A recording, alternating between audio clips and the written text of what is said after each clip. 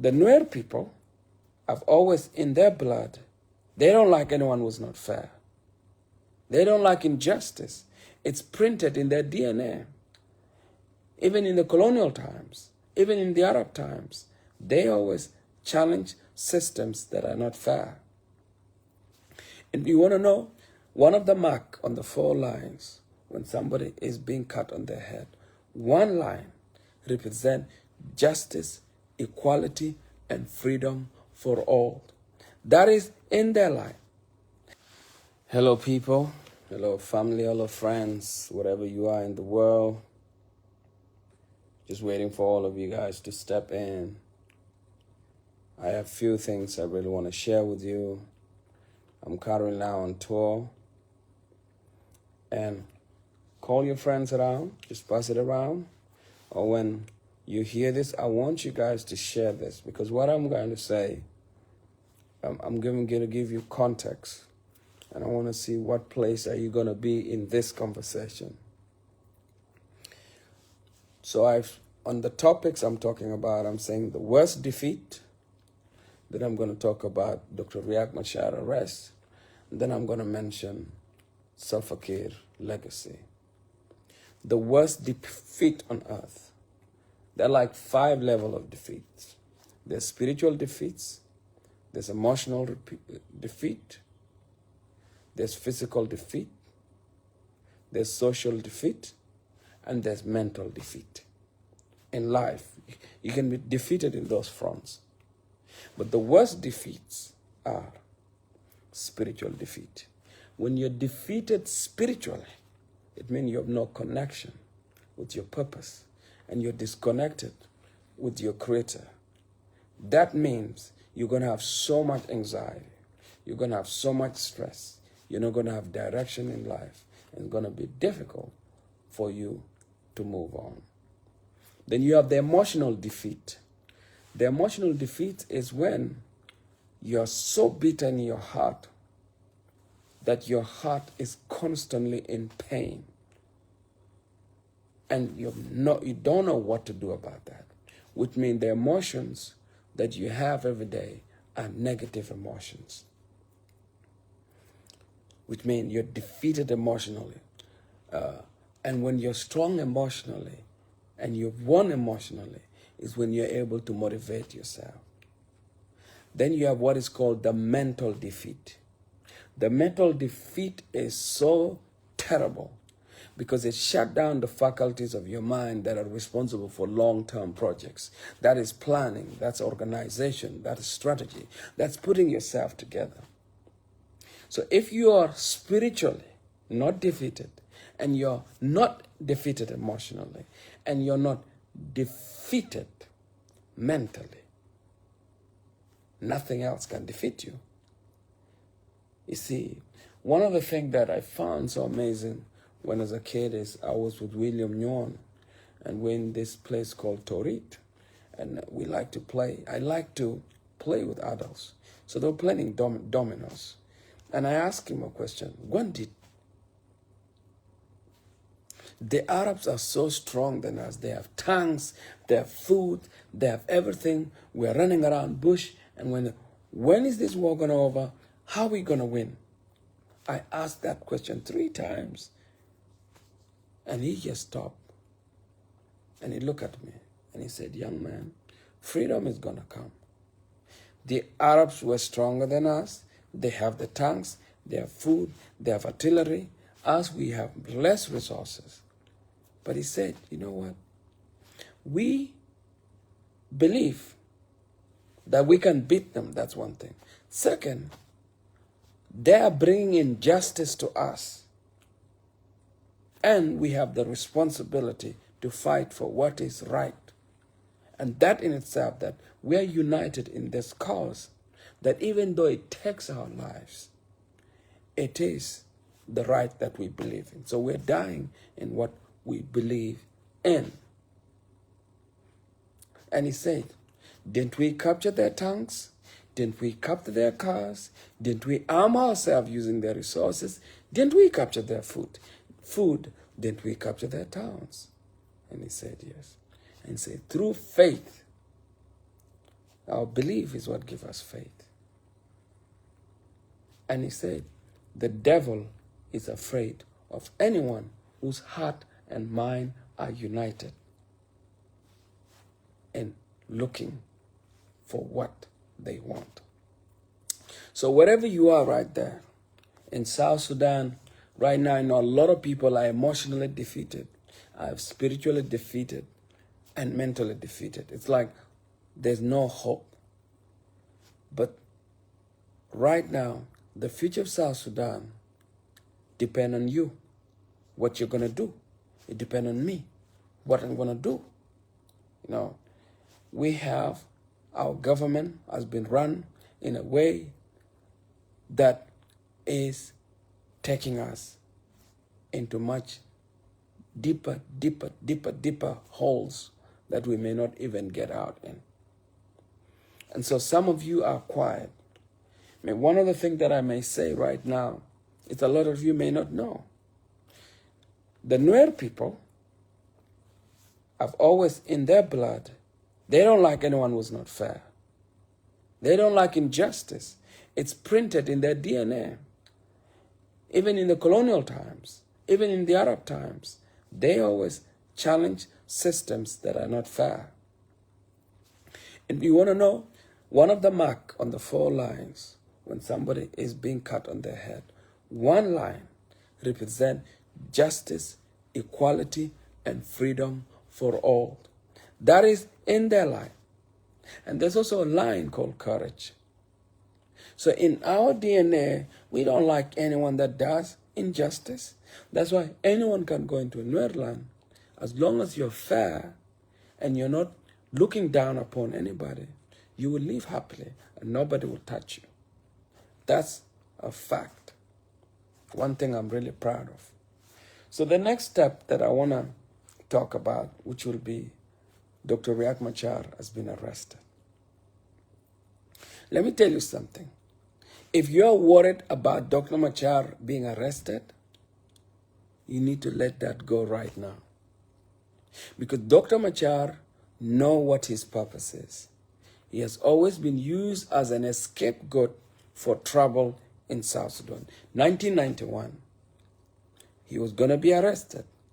He was accused for that violence because the people, and if you look at 1991, I was on the side of SPLA.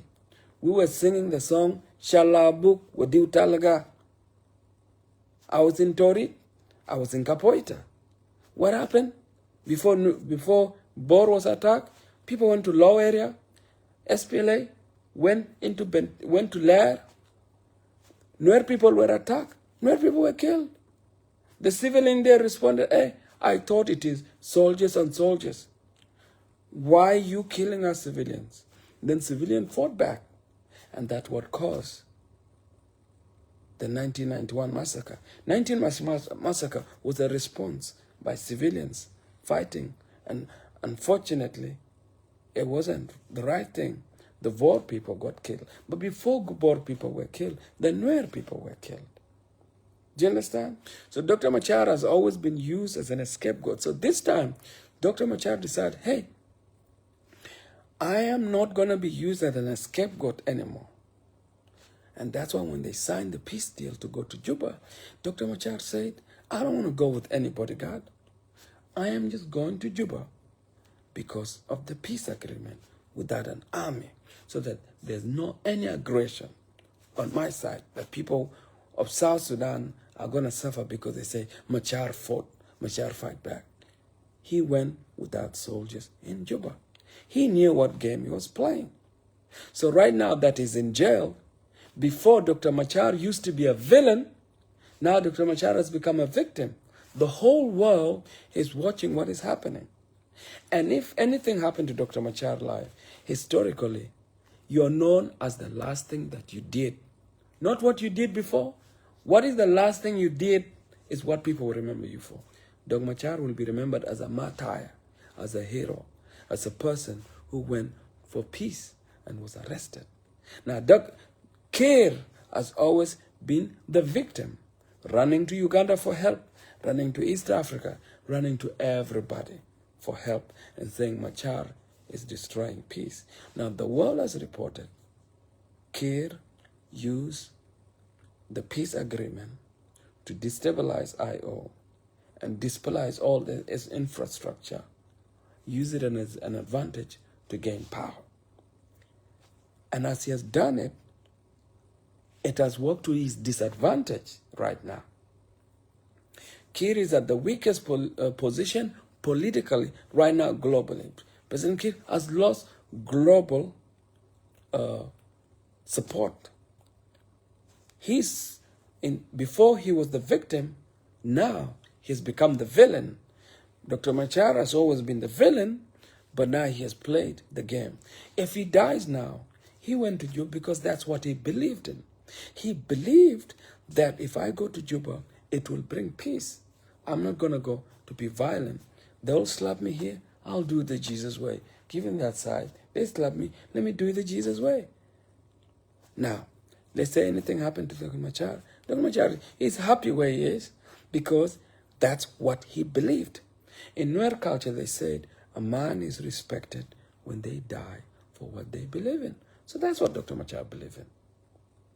Now, if anything happened to Dr. Machar right now, let's say Kir killed him, for example, it's going to create the next hatred for hundreds of years. You're going to create something like what happened to Guy Tut. It's going to be so difficult to bring trust again, to bring us together. Now, what I want to say, right now, a lot of people, the Nuer people are taking the hit. Chemical weapons have been used on civilians. First African country to use chemical weapons on its civilians. It should be soldiers on soldiers, not on civilians. Fight IO. But don't go and drop chemical weapons on Akoba, dropping it in Lukchuk, dropping it in Nasser and different areas. That now is gone globally. Imagine,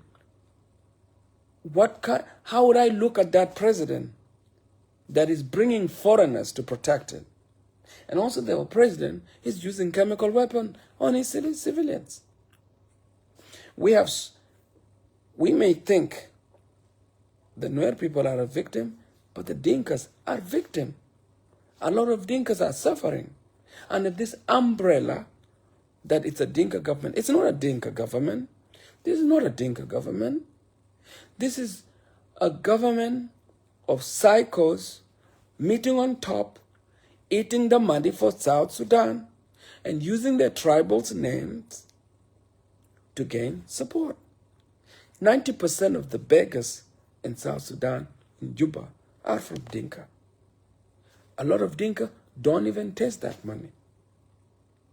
My biggest fear is, if anything happens, innocent Dinkas are going to be blamed for the wrongs of few individuals that are eating the country, that are selling the country.